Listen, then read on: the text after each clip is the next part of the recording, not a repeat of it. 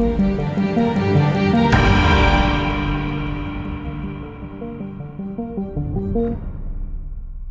ऐसे प्रोग्राम निरंतर करते रहते हैं जो समाज के लिए, जो डॉक्टर्स के लिए, जो मेडिकल फर्टिलिटी के लिए एक नया व्यायाम स्थापित करते हैं।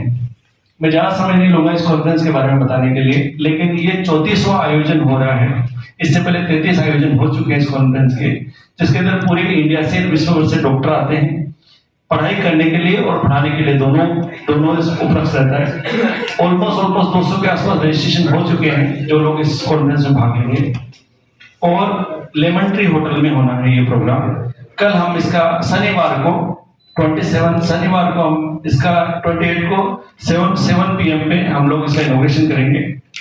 हम आपका सब लोग से रिक्वेस्ट करते हैं कि इनॉग्रेशन के प्रोग्राम में सम्मिलित होइए और हमारी शोभा बढ़ाइए। Once again thank you very much इस यहाँ आने के लिए और हमारा साथ देने के लिए। इसमें हमें बस कुछ बात, ये COE शुरू कैसे हुआ उसके बारे में बात करूँगा। 1983 का समय था जब डॉक्टर बी मुखोपाध्याय मेरे फादर वो ये महसूस कर रहे थे कि ऑर्थोपेडिक सर्जरी में खास करके एक बार लोग PG कर लेते थे, उसके बाद आगे नॉलेज बढ़ाने के लिए कोई इजी रास्ता नहीं था। उस समय इंटरनेट शुरू भी नहीं हुई थी, लोग को बाहर जाने के लिए मुश्किल होता था, अच्छे लाइब्रेरीज नहीं थे जहाँ सब जर्नल्स अवेलेबल थे, और लोग PG करके बस वही लेवल पे सारा जिंदगी अपना मैनेज करते थे। तो 1983 में पहला ये COE शुरू हुआ पटना में, और उसके बाद हर साल दूसरे जगह में होना शुरू हुआ। जैसे शुरू में सेकंड वाले रांची में था, फिर मणिपाल में था, फिर चेन्नई में था, फिर बीकानेर में था, जयपुर में था, दिल्ली में था, तो सारी दुनिया, हैदराबाद में था। हर साल एक दूसरे जगह में होती थी, और ये ग्रेजुअली एक बहुत इम्पोर्टेंट कॉन्फ्रेंस मीटिंग बन गई, कोर्स बन गई, जहाँ सब डॉक्टर्स जो इस लेवल के थे, जो 5-6 साल अपना PG पार करके उसके बाद ये महसूस करते थे कि हमको अपडेट करना है अपना नॉलेज, तो वो लोग आते थे। तो उसी तरह बीच में कुछ सालों में ये थोड़ा स्थगित हो गया, पार्टली कोविड के कारण। उसके पहले भी कुछ साल हम लोग कर नहीं पाए, लेकिन इस साल हम लोग फिर शुरू कर रहे हैं कोविड के बाद, थोड़ा लो स्केल में, लेकिन शुरू कर रहे हैं।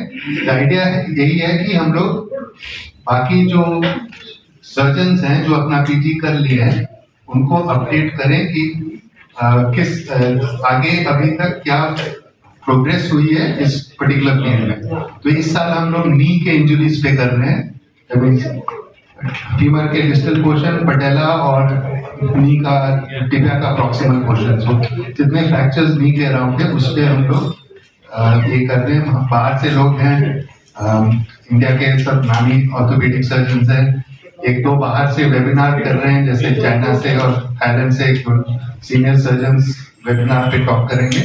और ये आइडिया रहेगा कि हम लोग नी के इंजरीज पे जो मैक्सिमम जितना बेनिफिट लोग को हो सके, केसेस होगा, कुछ शॉर्ट लेक्चर्स होंगे, प्लस वर्कशॉप्स होंगे, जिसमें लोग अपना नॉलेज अपडेट कर सके। बस ये कुछ शब्दों के साथ धन्यवाद करूंगा आपको यहाँ आने के लिए। Thank you. जैसा जॉन ने बताया और अनिल साहब ने बताया, प्रोफेसर बी मुखोपाध्याय हमारे टीचर थे और बहुत कुछ हमने सीखा उनसे, और अभी भी उनकी याद हमारे दिल में हमेशा ताजा रहती है। वो बहुत ही अच्छे सर्जन थे और सर पढ़ाने का बहुत शौक था।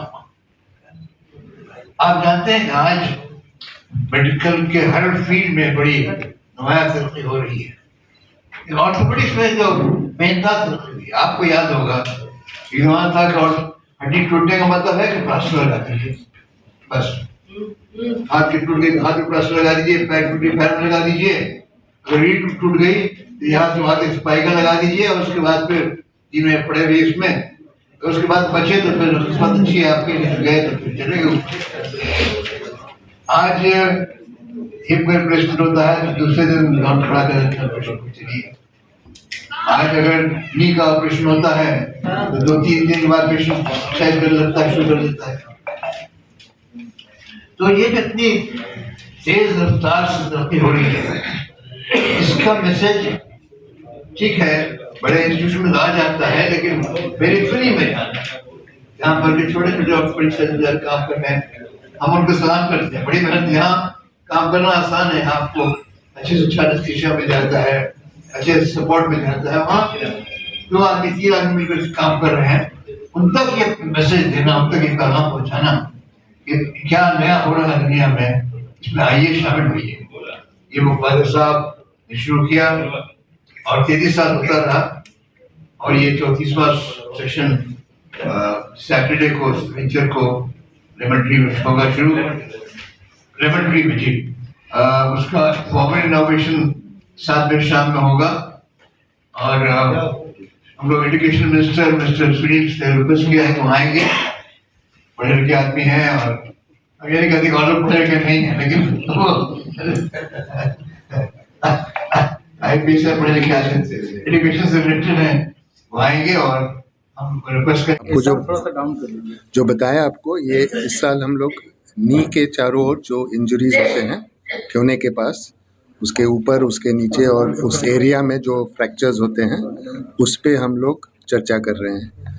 तो इसमें जो नई प्रोग्रेस हुई है, नए क्लासिफिकेशंस हुए हैं, नए टेक्निक्स हुए हैं ट्रीटमेंट का, जिसमें जितना मैक्सिमम पेशेंट का रिकवरी हो सकता है, उसी के बारे हम लोग चर्चा कर रहे हैं। तो ये 3 पोर्शंस में डिवाइडेड है। एक है जो लेक्चर्स, फिर केस डिस्कशन, ज़्यादातर केस डिस्कशंस में है, जहाँ कोई किसी फ्रैक्चर का ट्रीटमेंट हुआ है, प्लस उसका प्रोग्रेस कैसे हुआ, आगे क्या रिज़ल्ट हुआ, वो सब दिखाते हुए केस डिस्कशंस होंगे, और प्लस वर्कशॉप्स होंगे जहाँ लोगों टेक्निक सीखेंगे, जिसमें सॉबोन पे इंस्ट्रूमेंटेशन के साथ जो हड्डी को जोड़ा जाता है, किस ढंग से जोड़ा जाता है, उसके बारे में चर्चा होगी। बिहार के बाहर के डॉक्टर्स? हाँ, बाहर से बहुत लोग आ रहे हैं।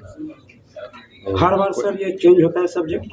हाँ, हर बार सब्जेक्ट चेंज होता है, लेकिन हम लोग एक पर्टिकुलर फील्ड पे फोकस करते हैं।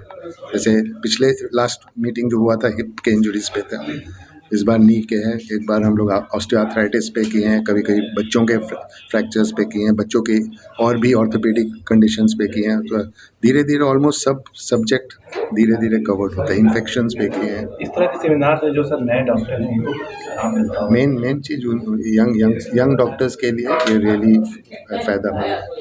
ठीक है, थैंक यू।